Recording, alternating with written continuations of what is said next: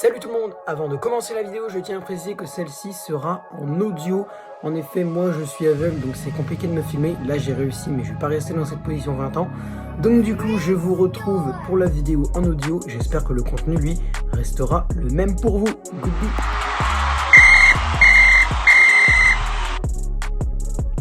Salut tout le monde, c'est le football à l'aveugle. On se retrouve aujourd'hui pour le débrief de ce Clermont-Monaco qui vient de se terminer. Monaco s'impose 3-1 sur le terrain de Clermont. Ouverture du score de Mohamed Bayo, le phénomène clermontois à la 7e minute de jeu. Il va falloir qu'on en parle de lui parce que oh là là.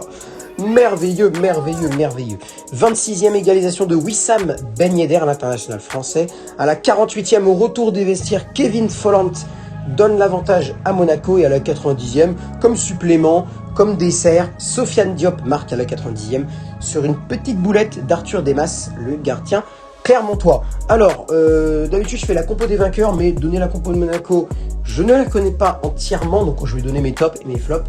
Côté Monaco, mes tops c'est Caio Henrique, encore une fois très présent. De toute façon, Caio Henrique, il fait souvent de très bons matchs, donc Caio Henrique, notez bien. Ben Yedder aussi, Ben Yedder, encore buteur. Bon, d'habitude c'était en super sub, la saison dernière c'était vraiment le super sub de Ligue 1, et maintenant il est un peu plus titulaire. J'aime bien la doublette d'attaque Ben Yedder Folland, la reconduire presque à chaque match, ce serait franchement pas débile pour moi, ce serait franchement une bonne idée de Niko Kovac, peut-être à faire en Ligue Europa. De toute façon je crois qu'il fait ça, Niko Kovac en Ligue Europa, donc c'est quelque chose à garder, à continuer pour Niko Kovac. Au niveau des flops maintenant, qu'est-ce que je vais bien pouvoir dire? Matazo, alors Matazo, très bon. Alors Youssouf Fofana sort à la 36e minute de jeu, une sortie sévère, hein. Bon, il faisait pas un match de ouf, même si c'était pas l'un des pires, pour moi c'était pas l'un des pires.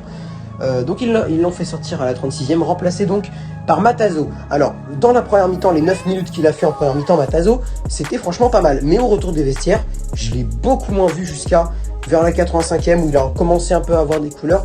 Mais c'était pas dingue non plus. Et je m'aperçois qu'en fait, c'est le seul flop. Même si l'équipe, on va en reparler, n'était pas franchement pas très combative, mais ils ont rien montré offensivement, surtout en première mi-temps. Clermont a dominé d'arrache-pied en première mi-temps. En première mi-temps, il méritait tellement de gagner. Première mi-temps, tu me dis, première mi-temps, si la deuxième mi-temps avait été comme ça, Clermont aurait mérité 100 fois de gagner pour moi. Parce que Monaco ne montrait rien du tout. Du coup, oui, j'avais oublié un top. Pavlovic, le défenseur central, Strainia, je crois qu'on dit Strainia Pavlovic, jeune défenseur central, c'est la première fois que je le vois titulaire lui, et bah il était très bon, très bon. Strainia Pavlovic, j'aimerais bien le voir de nouveau, pourquoi pas jeudi si je regarde Monaco, je sais pas qui je regarderai, mais franchement Pavlovic très prometteur pour la suite en défense centrale avec là c'était c'est qui était avec lui en défense centrale, je ne sais plus qui était Maripane en défense centrale avec Pavlovic. Voilà, côté Clermontois maintenant, mes tops, on a Mohamed Bayo, bien entendu.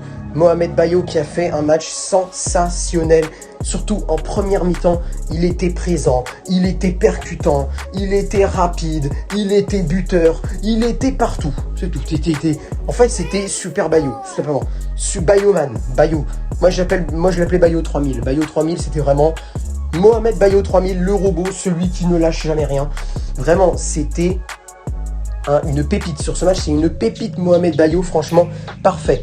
Jodel Dossou également, le béninois Jodel Dossou qui a été franchement super également, un petit peu pareil que Bayo, il tentait des trucs franchement pas mal. Bon, il n'a pas marqué Dossou, mais c'était franchement méga intéressant, vraiment. Bayo, Dossou, c'est les deux pour moi qui ont été le plus convaincants côté Clermont. J'ai trouvé aussi Saïfedine Khaoui, l'ancien Marseillais, qu'il a fait une très bonne entrée. Il a frappé. Bon, il a fait un petit tacle à un moment sur Monégasque, il est un petit peu trop engagé, mais c'est pas tellement grave non plus. Mais un petit peu rac ça sur le Monégasque. Bon, c'est pas grave, mais Khaoui, franchement, très bon match.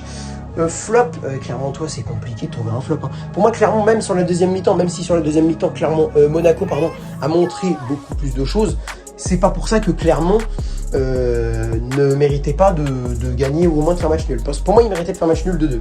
Jusqu'au but de Diop, je disais qu'il méritait de faire match nul de 2 parce que j'étais en live. Et d'ailleurs, je tiens encore à vous remercier pour le live, les gars. Ceux qui étaient présents, c'était un live de malade. On est passé de 270 à 276 abonnés. Donc, et ce matin, je me suis réveillé, on était 266. Là, on est 276. Donc, 10 abonnés en plus. Vraiment, les merci. C'est exceptionnel ce que vous avez fait. Ce que vous avez fait vivre à ce petit être que je suis. Donc, non, vraiment, merci les gars. Vous êtes des grands malades. Vous avez tout défoncé sur cette chaîne YouTube. Comme je l'ai dit, vous l'avez cassé en 3 morceaux et vous l'avez dispersé aux 4 coins de la terre. Donc, voilà. Non, franchement, il n'y a pas de best-of. Il n'y a pas de best-of. Il n'y a pas de flop clermontois. Je suis pas capable d'en trouver des flops clermontois. Eh bien, écoutez, sur ce, je pense qu'on a tout dit. Hein. Clermont-Monaco, on a fait un bon débrief. J'ai pas grand chose à ajouter. Si vous, dans les commentaires, vous avez autre chose à ajouter ou aussi à confirmer ou aussi à me contredire hein, sur un sujet. Oui, non, déconfirmer ne se dit pas, mais si vous avez quelque chose si vous avez un truc à me dire, si vous n'êtes pas d'accord avec ce que j'ai dit, n'hésitez pas pour qu'on puisse en débattre dans les commentaires. Ça me fait plaisir de débattre avec vous dans les coms. N'hésitez pas à liker aussi la vidéo si elle vous a plu, à commenter, j'ai déjà dit ça, oh là là, à partager la vidéo à vos potes clermontois monégasques qui connaissent de football et à vous abonner pour essayer pourquoi pas d'atteindre les 280 abonnés, pourquoi pas avant la fin de la semaine prochaine, je sais pas. Mais l'objectif c'est les 300 abonnés avant mon anniversaire le 30 octobre. Donc dans un mois, tout petit peu plus d'un mois et quelques jours, ça sera mon anniv à moi, l'anniv de la personne que vous regardez que vous écoutez en ce moment. Sur ce, c'était le football à l'aveugle. Je vous dis à bientôt pour une nouvelle vidéo. Ciao, ciao.